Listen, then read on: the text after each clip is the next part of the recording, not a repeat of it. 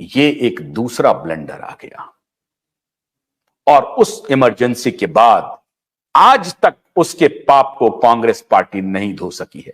हर चौक चौराहे पर, हर घर में जब भी फासिज्म, डिक्टेटरशिप की जब भी चर्चा होती है, कांग्रेस का वो इमरजेंसी का कार्यकाल पीछा नहीं छोड़ता है और लोग भूलते नहीं हैं। लोग बार बार उस इमरजेंसी के दौर को याद कराते हैं। 25 जून 1975 से जो 2 साल तक लगा रहा इमरजेंसी, बाद में 1977 में चुनाव हुआ और जनता ने जबरदस्त जवाब दिया और इंदिरा गांधी 1977 में चुनाव हार गई। यह था 1975 और 77 का कार्यकाल। अब 1985 में कांग्रेस एक के बाद एक ब्लंडर करते जा रहे हैं। यह एक मेगा ब्लंडर था जब उन्होंने इमरजेंसी इंपोज किया। बाद में 1980 में यह और बात है कि जनता पार्टी का जो संयुक्त जनता दल थे, उनकी सरकार ज्यादा दिन नहीं चली, वो आपसी अंतर विरोधों से गिर गई और फिर 1980 में जो चुनाव हुआ, इंदिरा गांधी फिर दोबारा सत्ता में आ गई। वो एक अलग विषय है। लेकिन ये कांग्रेस का जो ब्लंडर है, संवैधानिक ब्लंडर, उसकी मैं बात कह रहा हूं। 1975 में जो इंदिरा गांधी ने इमरजेंसी लगाई, वो एक मेगा ब्लंडर में से एक है। अब 1985 में आते हैं। 1985 में एक फैसला आया सुप्रीम कोर्ट में, जिसे आप साहबानो केस के नाम से जानते हैं।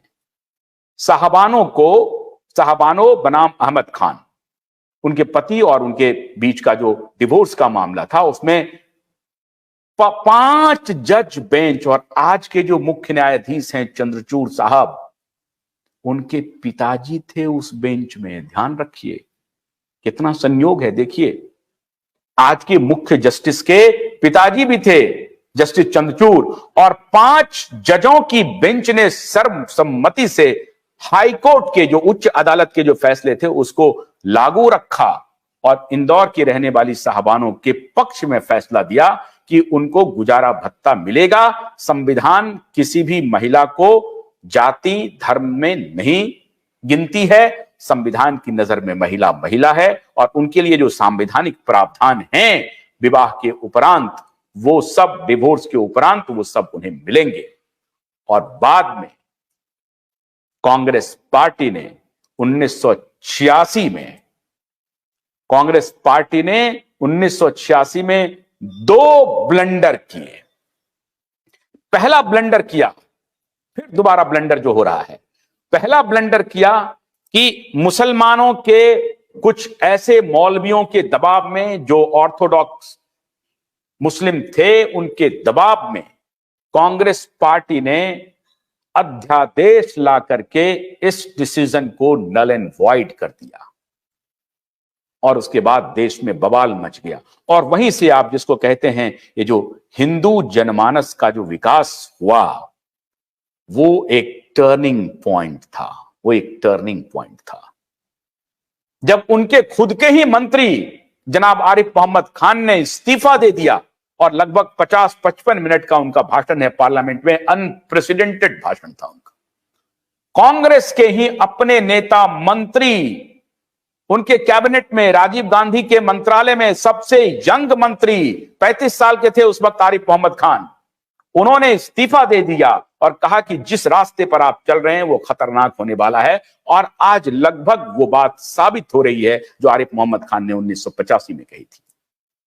अब जब ये मामला मुस्लिमों को तुष्ट करने का आया कि कांग्रेस खुल करके मुसलमानों के साथ खड़ी हो गई है, मुसलमानों को संतुष्ट कर रही है, ये जब आरोप लगने लगा, एक कौम विशेष को संतुष्ट कर रही है, आरोप लगने लगा, तो एक फिर तीसरी गलती कर दी। गलती पर गलती, गलती पर गलती। हिंदुओं को रिझाने के लिए कोई परमानेंट सॉल्यूशन नहीं किया, लेकिन हिंदुओं को रिझाने के लिए क्या किया कि अयोध्या में जो वर्शिप बंद, पूजा बंद थी, जहां पर बाबरी मस्जिद है, वहां पे पूजा बंद कर दी गई थी और अकलियत कम्युनिटी के दबाव में कि वहां नमाज ही पढ़ी जा सकती है, पूजा अर्चना नहीं हो सकती है, तो वहां नमाज भी बंद थी और पूजा भी बंद थी।